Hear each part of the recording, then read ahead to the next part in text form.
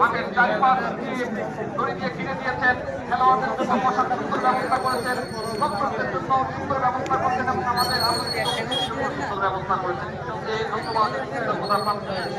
দাবিদার আজকের খেলার আয়োজক এবং সহযোগী যারা রয়েছেন তাদের আমি রমজান গ্যাপের প্রার্থনা যাতে করে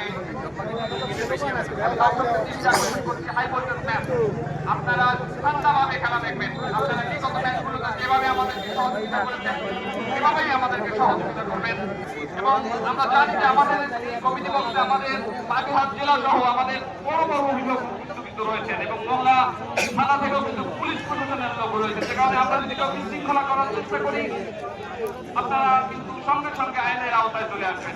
সেক্ষেত্রে গোয়েন্দা বিভাগের লোক ওখানে বসে কোনো রকম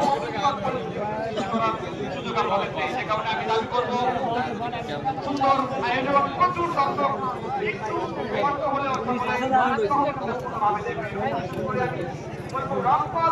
দেখা যাচ্ছে টুকটাক দেয়া যায়